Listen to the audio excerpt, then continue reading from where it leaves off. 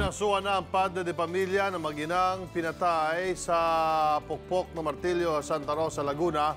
Siya ang tinurong mastermind sa krimen na isa sa mga sospek. Umaaksyon si Mon Gualvez. Aminado ang tricycle driver na si Ramoncito Galo na sangkot siya sa pagpatay sa mag-inang Pearl Helen at Denzel Santa Ana. Nasilaw lang po ako sa pera. Ayon kay Galo, ang padre de pamilya ng mga biktima na si Richard Santa Ana ang nagbayad sa kanila ng 60,000 piso para patayin ang mag-ina. Pebrero 29 raw nang una silang magkausap. Ang sabi naman sa amin, tirahin namin yung babae dun sa loob. Ang pakilala po sa amin noon, Jeff lang po. Hindi po naman alam na asawa niya po pala yan, tsaka anak. Bagamat nagpagupit na, si Galo raw ang isa sa mga lalaking ito na nakuna ng CCTV habang papunta sa bahay ng mag-ina sa Santa Rosa, Laguna noong Marso 2.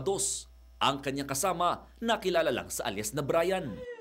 Si Galo raw ang naggapos kay Pearl Helen, pero si alias Brian umano humataw ng martilyo sa mag-ina. Base sa investigasyon, planado ang krimen. Binigyan sila ng 2 ID, tig-isa po sila nagawa na ID na isusuot daw po. Sa Globe na ID po yun, galing kay Sergi. Yun pong job order, binigay rin po sa kanila. Binigyan din po sila ng cellphone. Ang sabi po na pagkatapos nyo gawin, videohan nyo, pakita nyo sa akin. Ayon sa mga otoridad, matinding selos ang dahilan ng krimen.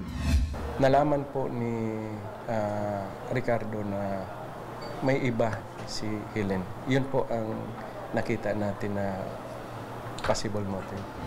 Naghain na ang pamilya ni Pearl Helen ng mga kasong parricide laban kay Richard habang murder, theft at rape ang kinakaharap ni Galo at alias Brian. Bagamat may tuturing ng case closed sa nangyaring krimen, tuloy-tuloy pa rin daw pagkalap ng mga otoridad ng mga ebidensya laban sa mga kinikilalang mga sospek. Bukod dito ay nag-request rin sila ng whole departure order laban sa padre de pamilya ng mga biktima na napag-alamang gumagamit ng iba't ibang pangalan. Ang kapatid ni Pearl Helen, naghinala na rin nung una dahil sa mga kinikilos ng bayaw. Pinupush ko lang siya. Ayaw niyang magpamilya, ayaw niyang investigation, ayaw ng kung ano.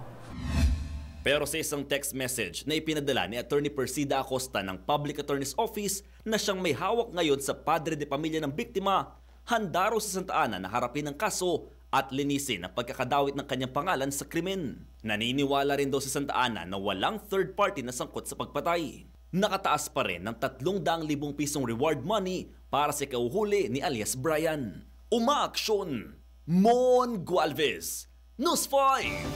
Be sure to come back. Use 5 everywhere. Copyright 2016.